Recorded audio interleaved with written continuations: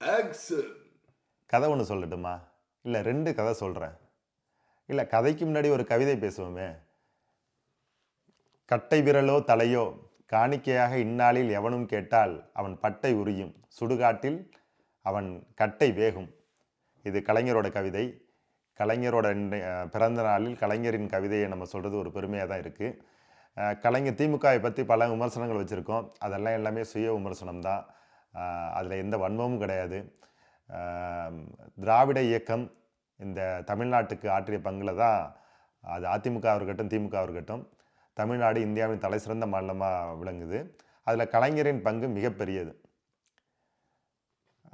இப்போது இந்த இந்த கவிதை இருக்கு இல்லையா, இந்த கவிதை கலைஞரின் குரலிலேயே ஒரு பீஜியம் போட்டு கேட்டோம்னா அப்படியே கூஸ் பம்பு மொமெண்ட்டாக இருக்கும். கட்டை விரலோ தலையோ காணிக்கையாக இந்நாளில் எவனும் கேட்டால் அவன் பட்டை உரியும் சுடுகாட்டில் அவன் கட்டை வேகும்.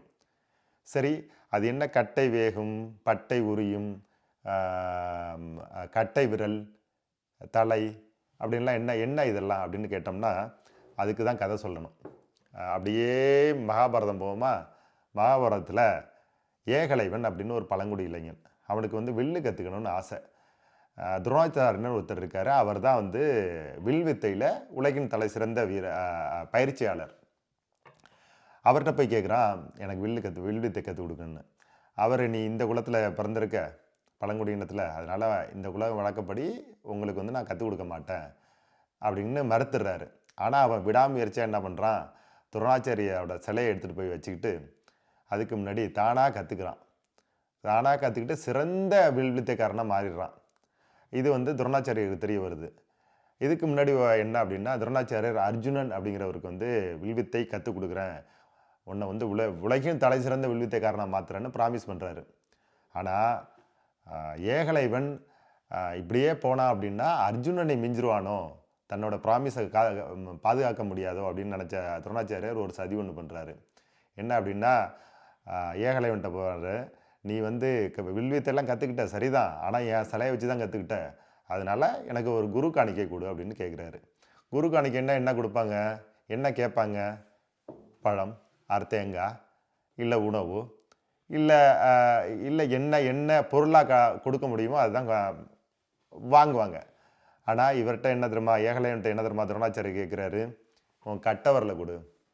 கட்டவரில் கொடுத்துட்டா வில்வித்தையெல்லாம் கற்ற வில்வித்தை எதையுமே பயன்படுத்த முடியாது. அதனால் கட்டை விரலை கேட்குறாரு. அவனும் ஏகலைவனும் கட்டை விரலை கொடுத்துட்டான். அதாவது அவனுக்கு திறமை இருந்துச்சு, கற்றுக்க ஆசைப்பட்டான், அது இந்த குலத்தில் பிறந்தான், பழங்குடியில் பிறந்தான் அப்படிங்கிறதுனால அவனுக்கு மறுக்கப்பட்டுச்சு. கற்றுக்கிட்ட பிறகும் அவன் வந்து இந்த ஜாதியில் இருக்கான், அதனால் இவனுக்கு இந்த இந்த இந்த ஸ்கில்லே இருக்கக்கூடாதுன்னு அதையும் மறுக்கிறாங்க. இது ஒரு கதை.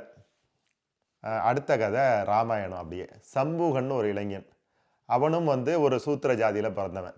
சூத்திர ஜாதின்னு இவங்க டிஃபைன் பண்ணியிருக்க அந்த சாதியில் பிறந்தவன். அவன் தவம் இருக்கிறான். அவன் தவம் இருந்தோடனே என்ன பண்ணுறாங்க, இந்த ஜாதியில் பிறந்தவன் தவம் இருக்கக்கூடாதுன்னு ஒரு பேச்சு வருது. அப்போது அந்த நேரம் பார்த்து ஒரு உயர் ஜாதியில் பிறந்த ஒரு குழந்தை இறந்துடுது. குழந்தையோ ஒரு இளைஞனோ இறந்துடுறாங்க. உடனே என்ன பண்ணுறாங்க, இந்த ஜாதியில் பிறந்த இவன் தவம் பண்ணதுனால தான் இந்த குழந்தை இறந்துடுச்சு, அதனால அவனை கொல்லணும், அவன் தலையை எடுக்கணும்னு அப்படின்னு பேச்சு வந்து ராமனை விட்டு தலையெடுக்க சொல்கிறாங்க. இது ராமாயணத்தில். அதாவது தவத்தை வந்து ஒரு உயர் ஜாதி தான் பண்ணணும், இந்த ஜாதியெல்லாம் பண்ணக்கூடாது அப்படின்ட்டு அங்கேயும் ஒரு இன்இக்வாலிட்டி பிறப்பின் மூலமாக, இந்த பிறப்பின் மூலமாக நடைபெறக்கூடிய இன்இக்வாலிட்டியை தான் சனாதனம் அப்படின்னு சொல்கிறாங்க. இந்த சனாதனத்தை தான் திராவிட இயக்கங்களே எதிர்க்குது. அது கலைஞராக இருக்கட்டும், கிட்டத்தட்ட 75 வருஷமாக எல்லா திராவிட இயக்கத்தின் வழிவந்த தலைவர்கள் எல்லாம் எதிர்த்துட்டு இருக்காங்க. பிறப்பின் மூலமாக ஒருத்தன் உயர்ந்தவனும் இல்லை, தாழ்ந்தவனும் இல்லை. யார் ஸ்கில் கற்றுக்கிட்டாலும் எந்த தொழிலை வேணாலும் பண்ணலாம், அந்த ஸ்கில் இருந்தால் போதும் அப்படிங்கிறது தான் திராவிட இயக்கத்தின் முழு முதற் கொள்கை. இதுக்கு நடுவில் எது வந்தாலும் அவங்க எதிர்க்கிறாங்க. அது கலைஞர். அதனால தான் கலைஞர் வந்து அந்த கவிதை எழுதினார். அருமையான கவிதை. கட்டை விரலோ தலையோ காணிக்கையாக இந்நாளில் எவனும் கேட்டால் அவன் பட்டை உரியும் சுடுகாட்டில் அவன் கட்டை வேகும். சுடுகாட்டில் அவன் கட்டை வேகும்னா வந்து கொலை பண்ண சொல்கிறாரா? கொலை பண்ணலாம் சொல்லலை, அது ஒரு மெட்டாஃபோர். ஆக்சுவலி ஒரு ஒரு ஒரு தனது காட்டமான ஒரு கண்டனத்தை தெரிவிக்கிறாரு. சரி, என்னைக்கோ நடந்த மகாபாரதம், என்னைக்கோ நடந்த ராமாயணத்தெல்லாம் வச்சுட்டு இன்றைக்கி ஏன் பேசணும் அப்படின்னா, அப்படி இல்லை. இன்றைக்கும் அது நடக்குது. பிறப்பின் மூலமாக ஒருத்தவன் உயர்ஞ்சாதியில் பிறந்தான், அவன் தான் அந்த தொழிலை பார்க்கணும் அப்படின்னு நடக்குது. எக்ஸாம்பிள் எடுத்துக்கிட்டோம்னா அர்ச்சகர் முருகன் கோயிலே சிவன் கோயில்லையோ இந்த